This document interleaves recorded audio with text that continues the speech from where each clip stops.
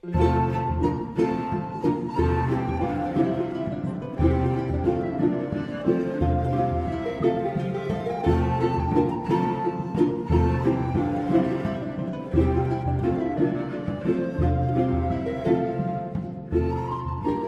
Aracil es autora y coeditora de numerosos libros, entre los que destacan El teatro evangelizador, Sociedad, Cultura e Ideología en la Nueva España del siglo XVI, de 1999, En torno al personaje histórico, de 2007, Fiesta religiosa y teatralidad popular en México, de 2006, América en el imaginario europeo, de 2009, y América Latina y Europa, espacios compartidos en el teatro contemporáneo, de 2015. Ha publicado además numerosos artículos en revistas europeas y americanas. Desde hace más de una década ha dedicado especial atención a la figura de Hernán Cortés como cronista y como personaje en obras de creación, siendo su publicación más destacada en este sentido el libro que lleva por título Yo, don Hernando Cortés, reflexiones en torno a la escritura cortesiana, de 2016. Escuchemos entonces a la doctora Beatriz Aracil Barón. Muchísimas gracias. Muchas gracias a los organizadores de este 29º Coloquio Cervantino y muy especialmente a Christian Duverger por esta invitación. Es para mí un placer estar con especialistas en la figura de Cortés y del siglo XVI en su conjunto. Las ideas que quiero presentarles en los próximos minutos nacen como necesaria continuidad de una línea de investigación que he estado desarrollando en los últimos años en torno a la escritura cortesiana y más concretamente al proceso de construcción de sí mismo como figura histórica y literaria que Hernán Cortés lleva a cabo en sus textos. La reflexión va a partir de dos consideraciones previas.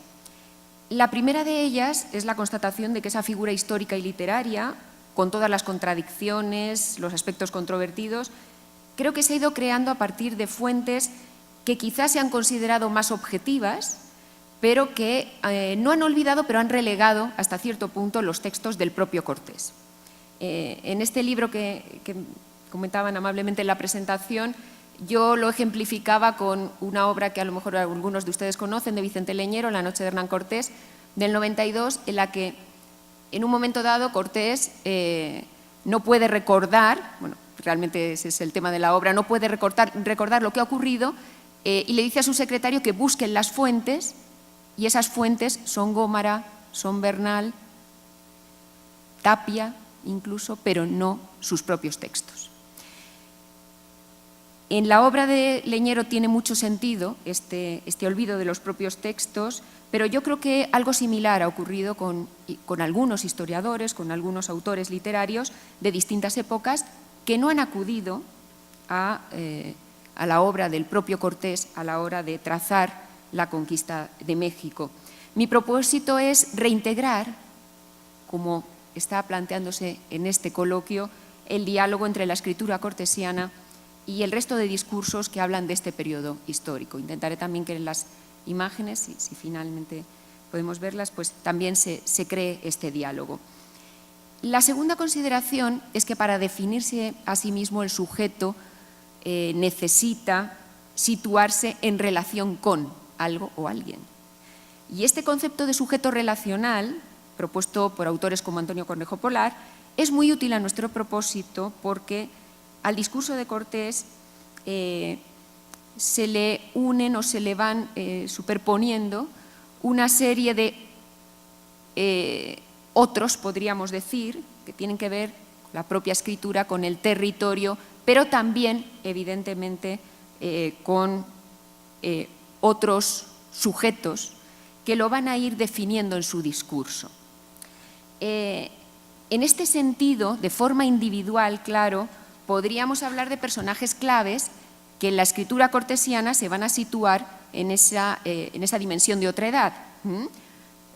Por supuesto, el mismísimo emperador Carlos V, que es el máximo representante del poder español, es el destinatario no solo de las cartas de relación, de más de una veintena de los escritos de Cortés,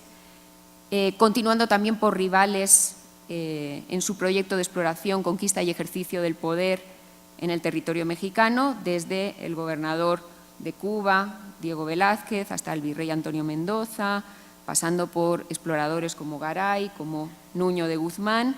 que fue presidente también de la primera Audiencia de México, y llegando al que tal vez sea el otro más importante de Cortés, al menos por lo que respecta a las cartas de relación, que es Moctezuma, es el monarca de ese gran imperio sobre el que debe imponerse. Ahora bien, el otro puede ser asimismo entendido, como planteó Todorov, como un grupo social concreto, le cito, al que nosotros no pertenecemos. En ese clásico ensayo, en el que aborda la conquista de América como una historia ejemplar para reflexionar sobre el problema del otro, Todorov dedica un amplio capítulo a la figura de Cortés como máximo exponente de la actitud del conquistador europeo frente al hombre indígena.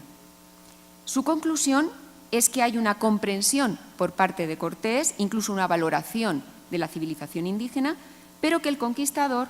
nunca abandona su sentimiento de superioridad. Hasta ocurre lo contrario, dice, su capacidad de comprender al otro la confirma. Es decir, el conocimiento, para Todorov, acaba siendo un instrumento para la dominación del otro. No quiero detenerme ahora en la argumentación de este pensador búlgaro ampliamente difundida. Sí me interesa destacar que su conclusión, que podría ser válida en algunas líneas, ha sido reiterada de forma poco reflexiva, incluso acentuada en numerosos autores posteriores, y ha impedido considerar las complejas dimensiones que el mundo indígena adquiere en la escritura cortesiana. He intentado demostrar en anteriores trabajos que si verdaderamente queremos trazar las distintas vertientes del problema, deberemos considerar aspectos que son tan significativos como los que sintetizo en la imagen. La distinción que Cortés realiza en sus textos entre distintos grupos sociales, proponiendo modos de integración al imperio que van desde la esclavitud de cautivos en guerra hasta la concesión de puestos muy importantes de poder para la nobleza indígena. O las propuestas teóricas sobre el trato a los naturales, algunas de ellas muy favorables, si bien siempre encaminadas al sometimiento político y religioso, que no siempre coincidieron con lo que documentan algunos textos también salidos de su puño y letra a propósito de los indios a su servicio, mucho más gravosos para estos últimos. O el hecho de que fuera cual fuera su objetivo final, como ya señalaba el profesor Duverger en la anterior conferencia, sus textos, y en especial la segunda relación, deben ser considerados los primeros documentos propiamente etnográficos sobre la cultura mesoamericana. Lejos de ser unívoca, la imagen de esta cultura mesoamericana que se desprende de las descripciones realizadas por Cortés en sus escritos, creo que adquiere sugerentes matices cuando centramos nuestra atención en cada uno de los grupos étnico-políticos con los que fue entrando en contacto. De ahí la pertinencia de abordar de forma concreta la presencia de los tlaxcaltecas en dichos textos, y muy especialmente en la segunda y en la tercera relación, donde nuestro autor describe de forma peculiar a los que serán sus aliados para otorgarles a continuación un significativo papel en el desarrollo de los acontecimientos narrados. Mi exposición se va a centrar en ambos aspectos. Por un lado, la imagen que ofrece Cortés de la civilización tlaxcalteca y, por otro lado, el modo en que la actuación de los aliados se incorpora a ese discurso narrativo de unas relaciones cuyo principal objetivo es necesariamente la exaltación de ese autor protagonista que es consciente de su ingreso en la historia. Vamos entonces con el primero de los puntos, la civilización tlaxcalteca desde esa mirada del estratega. Bien, a la espera del descubrimiento de la primera relación, supuestamente escrita por Cortés, la segunda relación se erige como el primer documento de valor significativo que redacta el conquistador y, por tanto, también el primero en el que da cuenta, en primera persona del singular, de su encuentro con una civilización que era muy superior a la que había conocido en las islas. El extremeño tiene la oportunidad de dar a conocer tanto a su rey como al posible lector europeo de su texto las particularidades de ese otro mundo, a propósito del cual advertía Kronberger, su editor, de solo verlo tenemos harta codicia los que a los confines de él estamos. Y lo hace a través de una descripción minuciosa del espacio físico, de sus habitantes y de las poblaciones que va encontrando hasta su entrada en Tenochtitlan, que convierte esta relación en el primer documento, decíamos, propiamente etnográfico sobre la civilización mesoamericana.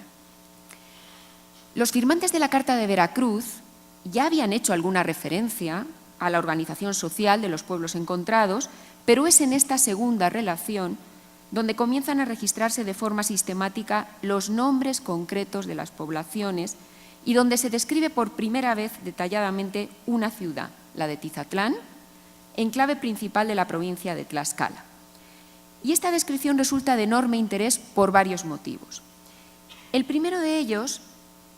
es que Cortés está mostrando ya esa capacidad analítica,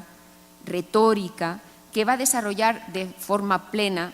cuando se refiera a Tenochtitlan, inaugurando ese laudes civitatis para América, como han señalado ya algunos autores. Si bien de forma más breve, Cortés sigue aquí un orden descriptivo muy similar al que va a utilizar respecto a la capital mexica. Tras el elogio global, el narrador centra su atención, como vemos en los fragmentos, en un mercado en que cotidianamente, todos los días, hay en él de 30.000 ánimas arriba vendiendo y comprando.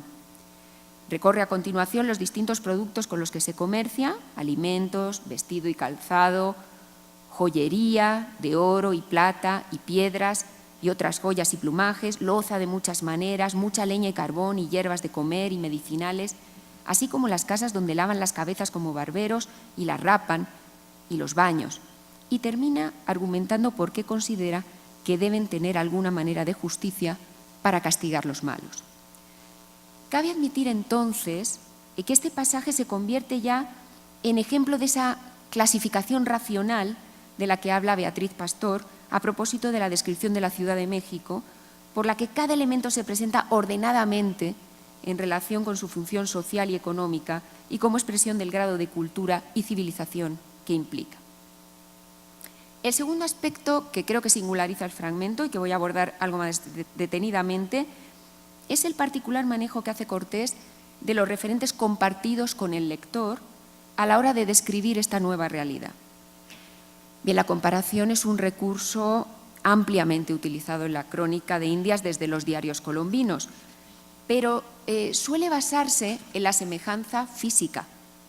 tanto en los espacios naturales como de las ciudades, la orografía, la extensión, el tipo y altura de los edificios. El propio Cortés utiliza este tipo de comparación, por ejemplo, respecto a algunas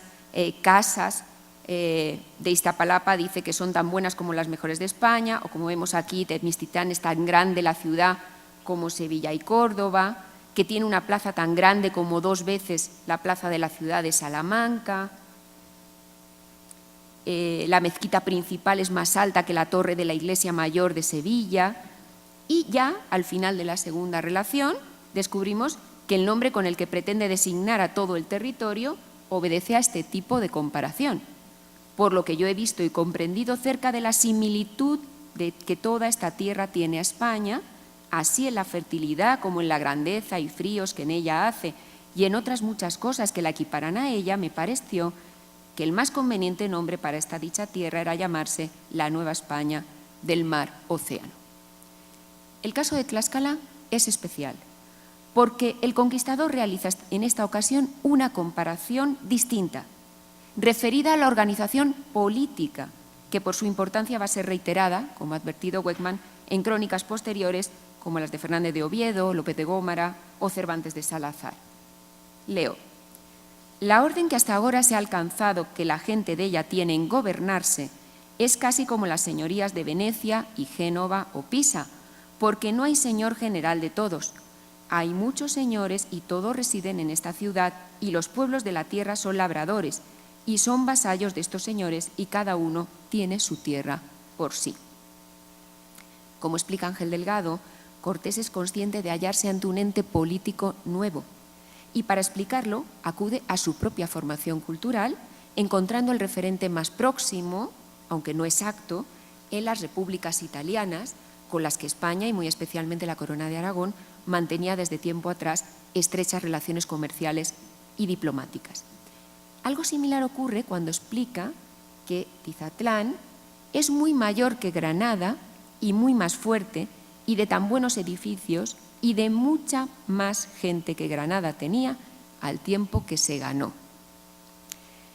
Aunque pueda parecerlo, la referencia creo que no surge aquí tanto de una semejanza física, y veamos que, a diferencia de las ciudades que había citado anteriormente, Cortés probablemente no conocía Granada, como tampoco las repúblicas italianas, no había visto esas ciudades. La comparación surge de un paralelismo de carácter estratégico y político, que es el que explica que el autor se refiera de forma concreta a cómo era este reino nazarí al tiempo que se ganó. La toma de Granada había supuesto no solo un triunfo en la lucha contra el Islam, sino también un paso decisivo en el fortalecimiento de un naciente Estado que buscaba su propia cohesión y la ampliación de sus fronteras. El descubrimiento del continente americano ese mismo año ligó este acontecimiento al anterior, convirtiendo el nuevo territorio en un espacio fundamental de esa expansión y, como tal, de ese proyecto político-religioso de los reyes católicos, en el que el espíritu de cruzada jugaba un papel esencial. Como afirmaría Lope de Gómara en esa frase famosa unas décadas más tarde, comenzaron las conquistas de indios, acabada la de moros, porque siempre guerreasen españoles contra infieles. Pero este mismo proyecto tuvo también, y con mayor motivo, otro escenario clave: los reinos del norte de África, Fez y Marruecos, Tremecén, Túnez, por los que los españoles rivalizaron con los portugueses de forma especial tras la expulsión del último reducto musulmán en la península. Recordemos que en febrero de 1495 la bula papal Ineffabilis et Summi dota a los reyes católicos de la investidura de todas las tierras que conquisten en África para sí y para sus sucesores, y que tras la muerte de Isabel, el cardenal Cisneros, como regente de Castilla, emprende la toma de algunos de los principales enclaves africanos, como Mazalquivir, en 1505, Orán, en 1509. De manera que, entre 1497 y 1511, toda la costa norteafricana de Melilla a Trípoli quedaba bajo el control de los españoles. ¿Por qué les cuento todo esto? En su avance hacia Tenochtitlan, Cortés toma conciencia de la importancia de la civilización que se propone conquistar. Y en un intento por inscribir el territorio americano en ese imperio que Carlos V está configurando de forma definitiva, comienza a establecer, precisamente a propósito de Tlaxcala, paralelismos con esos espacios fundamentales de expansión de la cristiandad en el Viejo Mundo. No solo Granada, también los reinos africanos, cuyas ciudades florecientes, pero débiles desde el punto de vista político y territorial, funcionan como referente en el horizonte cultural del conquistador, cuando afirma que entre los habitantes de Tizatlán hay toda la manera de buena orden y policía, y es gente de toda razón y concierto, y tal que lo mejor de África no se le iguala. Que la comparación adquiere aquí un carácter fundamentalmente político lo corrobora además el tercer y último aspecto que quiero destacar del fragmento y de la carta que lo contiene: la total ausencia en el mismo de referencias a la religión tlaxcalteca o al intento de evangelización de la provincia por parte de Cortés. Una ausencia que contrasta con los pasajes que se habían dedicado en la Carta de Veracruz a las mezquitas y adoratorios de los pueblos encontrados hasta el momento, y con las posteriores descripciones que el propio Cortés realiza de ciudades como Cholula, sobre la que afirma haber contado desde una mezquita 400 y tantas torres de la dicha ciudad, y todas son de mezquitas poblaciones, y sobre todo Tenochtitlan, cuyas mezquitas o casas de los ídolos llaman poderosamente la atención del conquistador, tanto por la calidad de los edificios como por la forma de vida de los sacerdotes. Cortés incluye a su vez el polémico pasaje sobre cómo él mismo derrocó en Tenochtitlan los ídolos del templo principal y adoctrinó a Moctezuma y a sus hombres para los desviar de sus idolatrías y atraer al conocimiento de Dios nuestro Señor, de forma tan efectiva que no solo el dicho Moctezuma y muchos de los principales de la dicha ciudad estuvieron conmigo hasta quitar los ídolos y limpiar las capillas y poner las imágenes, y todo con alegre semblante, sino que en todo el tiempo que yo estuve en la dicha ciudad, dice, nunca se vio matar ni sacrificar a alguna criatura. Y después volveremos a esto. Debemos acudir a otras fuentes para confirmar que el aspecto religioso evidentemente sí fue fundamental para Cortés en su relación con los tlaxcaltecas, si bien no con los resultados esperados en un principio. No voy a hacer un recorrido exhaustivo por las fuentes, pero voy a citar algunos ejemplos. La historia de la conquista de México, de Gómara, y ese capítulo 56 que incluye la respuesta que dieron a Cortés los de Tlaxcayán sobre sus ídolos, donde Gómara incluye los argumentos que estos aportaron en un principio para evitar adoptar esa nueva religión a la que les impelía el conquistador. Unos le respondían que de grado lo hicieran siquiera por complacerle, sino que temían ser apedreados del pueblo. Otros que era recio descreer lo que ellos y sus antepasados tantos siglos habían creído y sería condenarlos a todos y a sí mismos. Otros que podría ser que andando el tiempo lo harían, viendo la manera de su religión, entendiendo bien las razones para que debían hacerse cristianos y conociendo mejor y por entero el vivir de los españoles. Y añade que Cortés, por su parte, les prometió que presto les daría quien les enseñase y doctrinase, y entonces verían la mejoría y el grandísimo fruto y gozo que sentirían si tomasen su consejo, que como amigo les daba. Bernal sitúa estos mismos intentos de evangelización, pero en el momento en el que los caciques tlaxcaltecas regalan a sus hijas como obsequio a los españoles. Refiere igualmente la negativa de los tlaxcaltecas a abandonar sus dioses. Dijeron y dieron por respuesta que no curásemos más de les hablar en aquella cosa, porque no los habían de dejar de sacrificar aunque los matasen. Y registra, eso sí, la limpieza de unos adoratorios para poner una cruz y la imagen de Nuestra Señora y el bautizo de las cacicas. Por lo que respecta a las crónicas mestizas, cabe citar la historia de la nación chichimeca, donde Fernando Alba Ixtlilxóchitl explica asimismo que durante su estancia en Tlaxcala Cortés comenzó a predicarles la fe de Cristo nuestro Señor y a persuadirles dejasen la idolatría y el sacrificio de hombres. Y aunque de todo punto no los pudo convencer, mas con todo hizo adoratorio, poniendo una cruz y una imagen de Nuestra Señora. Fernando Alba, además, de forma algo contradictoria, aprovecha este pasaje para incluir el dato de que en la pintura que hoy en día guarda el cabildo de estas señorías, se refiere al lienzo de Tlaxcala, se halla que en esta sazón se bautizaron los señores de ella por Juan Díaz, clérigo, y que fue su padrino el capitán Cortés. Incorpora así la reconstrucción histórica de los hechos que va a ser elaborada por los propios tlaxcaltecas y que se reflejará en la historia de Tlaxcala de Muñoz Camargo, a la que se referirá el viernes el profesor Barjau. Es poco probable que el silencio de Cortés respecto a cualquier cuestión de carácter religioso en relación con Tlaxcala se deba a los fracasos iniciales en su predicación cristiana, sobre todo si tenemos en cuenta que, como hemos visto, no duda en ofrecer más adelante una versión muy poco probable de su poder de convicción respecto a Moctezuma.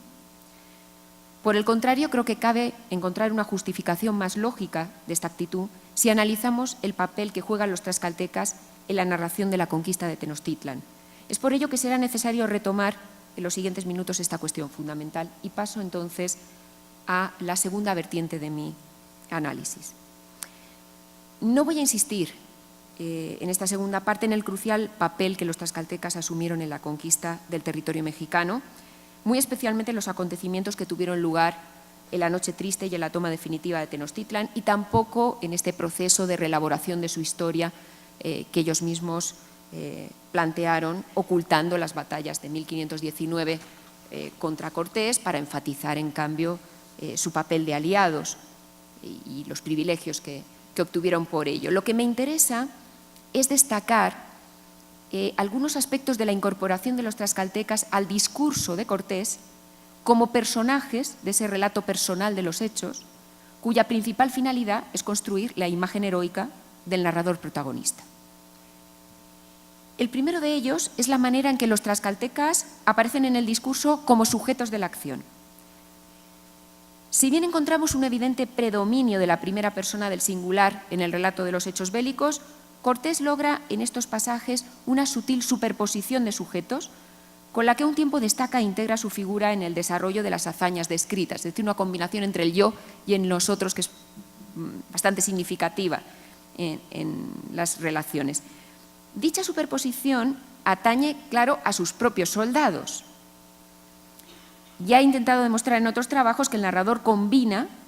en ocasiones estos dos sujetos que les comentaba, el yo y el nosotros, o incluso llega a abandonarse en ese plural casi anónimo que le permite mostrar esa comunión con sus hombres. Por lo que respecta a los tlaxcaltecas, Cortés no llega a incorporarlos al nosotros, pero sí es cierto que insiste en reconocer su crucial colaboración y por ello, además de manejar con gran frecuencia la expresión nuestros amigos, que sirve para englobar a todos los aliados de los españoles, singulariza sus acciones en situaciones importantes y elogia su valor y el de sus enemigos mexicas en el enfrentamiento. Tienen aquí algunos ejemplos. Y los capitanes de la gente de Tlaxcaltecal y los suyos hacían muchos desafíos con los de Temixtitán y peleaban los unos con los otros muy hermosamente y pasaban entre ellos muchas razones, amenazándose los unos con los otros y diciéndose muchas injurias que sin duda era cosa para ver. O más adelante, y aunque era ya tarde, los naturales de Tlaxcaltecal dieron una vista por la entrada de las dos calzadas de la ciudad de Temixtitán y pelearon 2 o 3 horas valientemente con los de la ciudad. Más adelante pasaron 3 o 4 días en los cuales hubo hablas y desafíos entre los de la ciudad y los naturales de Tlaxcaltecal, que eran cosas bien notables y para ver. Cortés va a reconocer asimismo el decisivo papel de algunos guerreros tlaxcaltecas en momentos muy complicados. Así, por ejemplo, en la huida de la Noche Triste, se habla de la colaboración de un indio de los de Tlaxcalteca que nos guiaba diciendo que él nos sacaría a su tierra si el camino no nos lo impedían. En el ataque a Cuernavaca explica que un indio de Tlaxcaltecal pasó de tal manera que no le vieron por un paso muy peligroso y como los enemigos le vieron así de súbito, creyeron que los españoles les entraban allí y así ciegos y espantados comienzan a ponerse en huida y el indio tras ellos. O, hablando de Xochimilco, cuando el caballo de Cortés cae, dice: un indio de los de Tlaxcaltecal, como me vio en necesidad, llegóme a me ayudar y él y un mozo mío que luego llegó levantamos el caballo. Nombres propios son escasos en la segunda relación y en la tercera es el principal reproche de Bernal Díaz en las páginas finales de la historia verdadera, pero cabe advertir que no se refieren solamente a soldados españoles. Hay guerreros tlaxcaltecas. Cuando se habla del duro avance hacia Tenochtitlan con los recién construidos bergantines, se dice que ese avance se logra gracias a que van por capitanes de más de 10.000 hombres de guerra, Yutecat y Teutipil, que son 2 señores de los principales de Tlaxcaltecal, y otros 10.000 hombres de guerra muy bien aderezados a las órdenes de Chichimecatecle, que es uno de los principales señores de esta provincia. Sobre este capitán, además, afirma más adelante que es hombre de mucho esfuerzo, y ya a propósito del asedio de la capital azteca, incluye una anécdota que demuestra su valentía excepcional. Chichimecatecle, como veía que por el desbarato pasado los españoles no peleaban como solían, determinó sin ellos de entrar con su gente a combatir a los de la ciudad, dejando 400 flecheros de los suyos a una puente quitada de agua bien peligrosa que ganó a los de la ciudad, los cuales nunca caestía sin ayuda nuestra. Pasó adelante con los suyos y con mucha grita, apellidando y nombrando su provincia y señor, pelearon aquel día muy reciamente. Y hubo de una parte y de otra muchos heridos y muchos y algunos muertos. Y los enemigos, con la resistencia que en ellos fallaron, se quedaron muy bien espantados de la osadía que había tenido Chichitelá, que aquí varía un poco el nombre. Por el contrario, Cortés omite deliberadamente cualquier referencia a Xicoténcatl el joven a partir de la rendición en Tlaxcala. Recordemos que entonces Xicoténcatl le decía haber probado todas sus fuerzas así de día como de noche para se excusar de ser súbditos ni sujetos de nadie y se sometía supuestamente a la corona española. La omisión de Cortés oculta la actitud rebelde que el capitán indígena mantuvo de forma constante ante los españoles, provocando momentos muy críticos durante la conquista. Así, cuando se refiere a sus propias dudas sobre la fidelidad de los tlaxcaltecas tras la Noche Triste, Cortés se limita a afirmar que no estábamos muy satisfechos de hallar los naturales de la dicha provincia seguros y por nuestros amigos, porque creíamos que viéndonos ir tan desbaratados quisieran ellos dar fin a nuestras vidas por cobrar la libertad que antes tenían. Habla todo el tiempo en plural. En lugar de acusar de forma concreta a Xicoténcatl, como lo hará en el interrogatorio general que presenta en 1534 para reiniciar su defensa en el juicio de residencia, en el que señala que el ataque a Tepeaca, realizado a pesar de que todavía no se había recuperado de las heridas sufridas tras la huida de Tenochtitlan, fue un acto necesario para que cierta parcialidad de los de Tlaxcala, cuyo capitán y principal estaba de mala opinión contra los españoles, se conformaran con ellos y no osaran poner en ejecución su mal propósito. Y en su descripción del asedio de Tenochtitlan silencia un hecho tan importante como la deserción de Xicoténcatl, con ese supuesto propósito, además de apoderarse del cacicazgo de Chichimecatecle, que acaba con el prendimiento por parte de los hombres de Cortés y con su ejecución. En un pueblo sujeto a Tezcuco le ahorcaron, explica Bernal, y en esto le hubieron de parar sus traiciones. Como advierte Vittorio Salvadorini, el discurso de Cortés a veces encuentra ratificación más en los hechos omitidos que en los descritos. El silencio sobre Xicoténcatl es prueba de ello. Con él logra una imagen cohesionada, sin fisuras, de los indígenas aliados, reunidos bajo el mando del propio conquistador, que demuestra así sus cualidades de estratega. Un tercer y último aspecto que considero necesario destacar sobre la presencia de los tlaxcaltecas en los hechos narrados en la segunda y tercera relación es que, aunque siempre confundidos en la cláusula generalizadora nuestros amigos, a ellos se les imputa la mayor parte de los hechos reprobables en batalla. Leo algunos ejemplos. Murieron de ellos más de 6.000 ánimas, entre hombres y mujeres y niños, escribe Cortés sobre el ataque a Iztapalapa, porque los indios, nuestros amigos, vista la victoria que Dios nos daba, no entendían en otra cosa sino en matar a diestro y siniestro. En Tlatelolco, fue tan grande la mortandad que se hizo en nuestros enemigos que muertos y presos pasaron de 12.000 ánimas, con los cuales usaban de tanta crueldad nuestros amigos que por ninguna vía a ninguno daban la vida, aún más reprendidos y castigados por nosotros eran. En los días finales del asedio a Tenochtitlan se mataron y prendieron más de 40.000 ánimas, y era tanta la grita y lloro de los niños y mujeres que no había persona a quien no quebrase el corazón. Y ya nosotros teníamos más que hacer en estorbar a nuestros amigos que no matasen ni hiciesen tanta crueldad que no en pelear con los indios, la cual crueldad nunca en generación tan recia se vio ni tan fuera de toda orden de naturaleza como en los naturales de estas partes. La decisión final de arrasar la ciudad se plantea además como una disyuntiva entre sus propios deseos de conservar la más hermosa cosa del mundo y la necesaria estrategia de avanzar, derrocando todas las casas de ellas del uno al otro lado por manera que no fuésemos un paso adelante sin dejar todo asolado, y lo que era agua hacerlo tierra firme. Esa decisión tiene el apoyo principal en todos los señores y principales de nuestros amigos, que me respondieron que así lo harían de muy buena voluntad y que era muy buen acuerdo, y holgaron mucho con esto porque les pareció que era manera para que la ciudad se asolase, lo cual todos ellos deseaban más que cosa del mundo. Cortés, que había dictado precisamente en Tlaxcala las ordenanzas militares con las que pretendía respetar la buena costumbre y orden de la guerra que se debe tener, se reconoce en este contexto incapaz de evitar no solo las muertes innecesarias, sino incluso los sacrificios humanos. Y también dije a todos los capitanes de nuestros amigos que en ninguna manera consintiesen matar a los que salían, y no se pudo estorbar, como eran tantos que aquel día no mataron y sacrificaron más de 15.000 ánimas. Y si en las citadas ordenanzas había advertido que el principal motivo e intención de la conquista debía ser apartar y desarraigar de las dichas idolatrías a todos los naturales de estas partes y que sean reducidos al conocimiento de Dios y de su santa fe católica, porque si con otra intención se hiciese la guerra sería injusta y todo lo que en ella se hubiese omnosio y obligado a restitución, en la narración del asedio final a Tenochtitlan llega a referirse a la práctica de la antropofagia en su propio campamento. Y aquella noche tuvieron bien que cenar nuestros amigos, porque todos los que se mataron tomaron y llevaron hechos piezas para comer.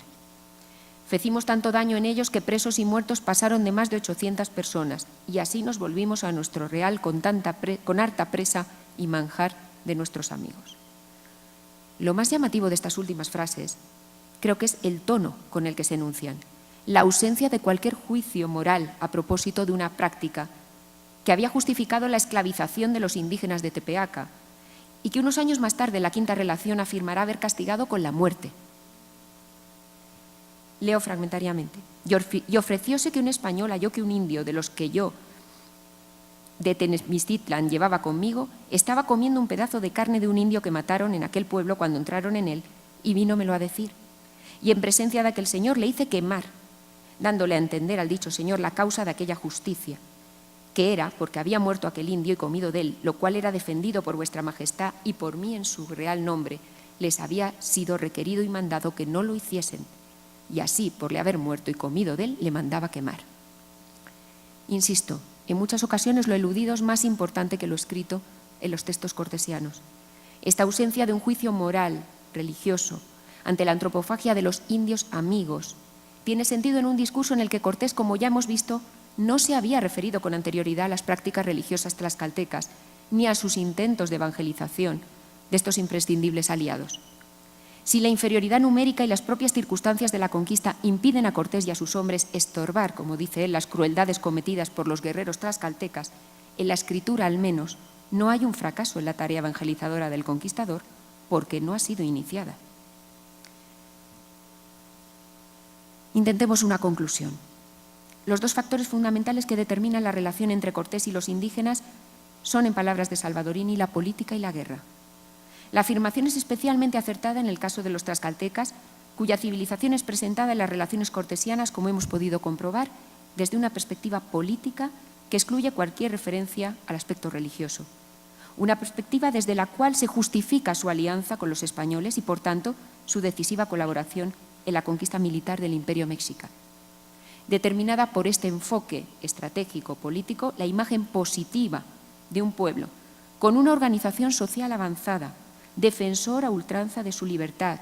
cuyos valientes guerreros muestran una fidelidad sin fisuras a la corona española, se entremezcla en la escritura del conquistador con una imagen mucho más terrible, la de hombres crueles que no respetan las normas europeas de la guerra y que practican la antropofagia. Esta última fue corregida en las décadas siguientes por los propios tlaxcaltecas en un proceso de depuración de los hechos históricos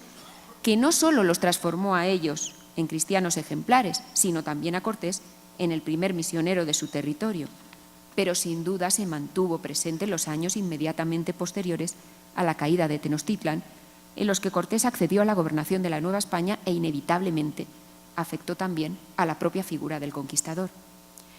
En 1529, un personaje que ha surgido también en la anterior conferencia, Vázquez de Tapia, respondía a la pregunta 35 del interrogatorio correspondiente al juicio de residencia, referente a si don Hernando Cortés había cuidado con suficiente diligencia que los indios naturales de estas partes no tuviesen ídolos ni sacrificasen personas humanas que comiesen carnes de hombres. Y lo hacía con estas palabras: que siempre este testigo vio y oyó que el dicho don Fernando Cortés prohibió a los indios que no tuviesen ídolos ni sacrificar, pero que el comer la carne humana muchos días se les permitió, porque iban en ayuda de los españoles a las guerras y con codicia de comerse aquella carne de la gente que matasen los españoles, y ellos iban de buena gana en ayuda de los dichos españoles. Muy cercano a Cortés durante la conquista, pero enemigo declarado en los años posteriores, Vázquez de Tapia no pretendió, desde luego, defender al capitán en esta declaración, y sin embargo su testimonio no difiere demasiado de lo que se expresa en las cartas de relación, donde de forma más o menos consciente el conquistador había demostrado un evidente pragmatismo a este respecto. Quizá con la intención de presentar la destrucción final de la ciudad como un hecho inevitable, consecuencia en buena medida de la presión ejercida por sus aliados, Cortés no solo había ofrecido en su discurso una imagen ambivalente de los tlaxcaltecas, sino que había dejado entrever asimismo las fisuras de una figura heroica, embarcada en una nueva cruzada para extender el imperio de la cristiandad, pero capaz de transgredir sus principios religiosos para lograr precisamente ese fin que le permitiría ingresar en la historia. Muchas gracias.